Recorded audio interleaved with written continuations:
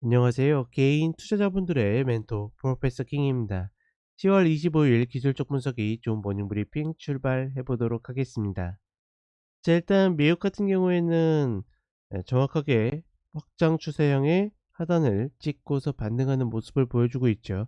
연속적으로 올라오는 모습이고, 다만 이제 장 마감 이후에 발표된 실적들이 좀 갈리면서 종목들이 좀 요동치고 있죠. 지금 구간에서는 다시 이제 종목들이 지수를 끌고 올라가야 되는 구간이기 때문에 미국 시장의 어떤 종목들이 실적이 좀 다시 힘을 내줘야 되는 그런 구간이라고 보고 있고, 우리 시장 같은 경우에는 굉장히 버라이어티하죠. 그러니까 어제 같은 경우에도 그러니까 눌릴 줄 알았어요. 갭 상승해 가지고 한 보합 정도 눌렸다가 다시 갈 거라고 생각했는데, 하락이 상당히 과격한 모습을 보여줬죠. 그 원인 중 한가운데는 당연히 개인들의 어떤 반대 매매에 대한 어떤 미수금, 뭐 이런 흐름들이 있다라고 보고 있고, 특히나 이제 최근에 증거금률들이 좀 바뀌면서 어 이에 대한 부담을 갖고 있는 개인들이 좀 정리해야 될 필요가 있었다. 그리고 그것들을 뻔히 알고 있는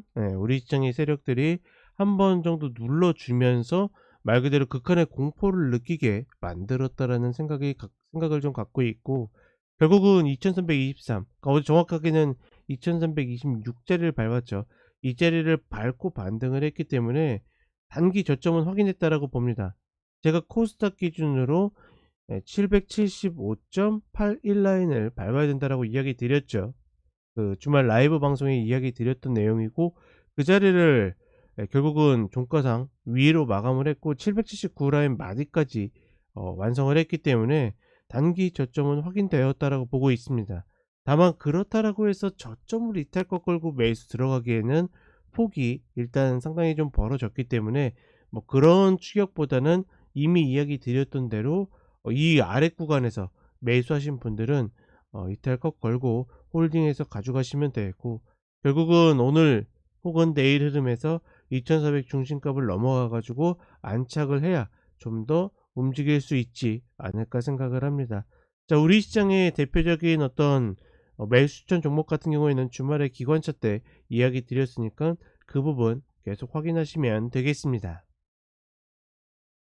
전반적으로 미국 선물 보시게 되면 어제 상승 이후에 잘 버티는 모습을 보여주고 있고, 시간 외에 마이크로소프트가 실적이 좋은 흐름을 보였고, 대신 이제 구글이 좋지 않기 때문에 둘이 좀 갈리는 모습이 있었습니다. 그렇다 보니까 저런 모습을 좀 보여줬고, 제가 계속 지정학적 리스크에 대해서 이야기 드리죠. 유가가 이렇게 움직이는데 난리 날 이유가 전혀 없다라고 이야기 드렸고, 그다음에 궁극적으로 유가는 어떻게 하방으로 뭔가 세력들이 포지션을 짜 놨는데 이레귤러가 발생하면서 올라온 것뿐인데, 계속 어떻게 된다? 하방 압력을 받고 있어서 여기에서 막 $100 간다고 막 매수하고 이런 거 된다 안 된다? 안 된다라고 주말 기관차 때도 분명히 이야기를 드렸습니다. 그리고 미 국채 금리도 조금씩 제자리를 찾아가는 모습이죠. 다시 오블라인이 깨지고 어떻게 가든 다시 이 자리는 와야 된다라고 이야기 드렸습니다. 그렇기 때문에 매매에 시달리신 분들은 미 국채를 매매하는 거 그렇게 나쁘지 않다라고 이야기를 드렸고, 그러니까 ETF, ETN이나 아니면 TMF 뭐 이런 종목들 이야기하는 겁니다. 다우존스는 간신히 쌍바닥을 만들었고 나스닥이 중요하다라고 이야기 드렸죠. 일단 이런 자리를 뒤졌기 때문에 다시 최소한 120변까지의 반등이 나와줘야 된다. 지금은 가장 신뢰성을 갖고 있는 패턴은 어렵지만 그래도 나스닥이라고 판단을 하고 있고, S&P 500도 좀 어정쩡한 자리에서 멈췄지만 단기 쌍바닥의 패턴을 만들면서 리바운드가 나오고 있다. 전반적으로 유가와 미 국채 금리가 안정화가 돼가고 있기 때문에 이런 흐름이 조금 더 지속이 되면서 실적 발표가 좀 시장의 탄력을 만들어주는 그런 형태를 좀 갖춰야 된다라고 보고 있습니다. 그리고 이제 우리 시장으로 오게 되면 굉장히 버라이어티한 흐름이죠. 저는 밀린다더라도 이 구간까지 밀릴 거라고 생각하지 못했는데, 어찌됐거나 2323 박스 하단 올해의 시황은 계속 이야기 드리지만 이때 올라갈 때도 이야기 드렸죠. 많은 분들이 아마 제 시황이 바뀔 것 같아서 계속 질문을 주셨던 것 같은데, 아니다. 박스다 박스. 우리 시장은 여기에서 치고 올라가는 거 어렵다. 그리고 이야기 드렸던 게 단기 고점 나왔을 가능성이 높다라고 이야기 드렸었죠. 그러니까 올해 고점 나왔을 거라고 이야기를 드렸었는데 결국은 이 하단을 기어코 쳤습니다. 이런 거 보면 진짜 뭐 대단하죠. 자, 다만 어찌 됐거나 이 갭으로 깨졌었던 이 2400 중심값을 올라타야지 우리 시장이 좀 더 움직일 수 있을 거라고 보고 있고, 각도가 굉장히 가파르게 내려오는 저 22평을 어떻게 움직일 것인가.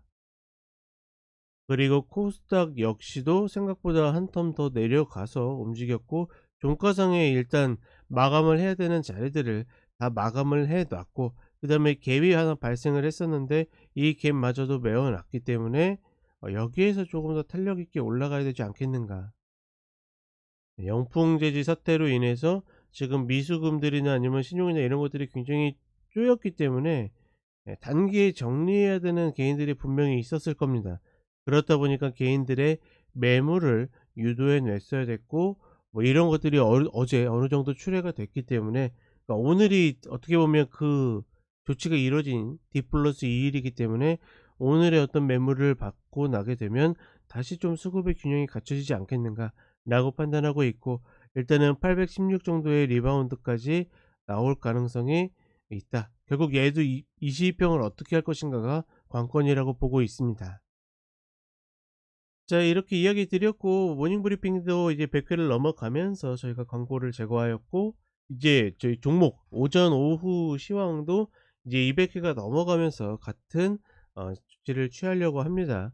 언제든지 개인 투자자분들이 좀 강해져 가지고 기술적으로 이 시장에서 저런 시세에 휘둘리지 않도록 가이드를 해 드리고 있고, 그러니 우리 함께 하시는 분들도 늘 좋아요와 그 다음에 주변에 좀 이런 것들이 있다 해 가지고 좀 공유를 해 주셨으면 좋겠습니다. 자, 그럼 오늘 하루도 좋은 하루 되시고, 저는 오전 간단 시황과 종목대 다시 찾아뵙도록 하겠습니다. 감사합니다.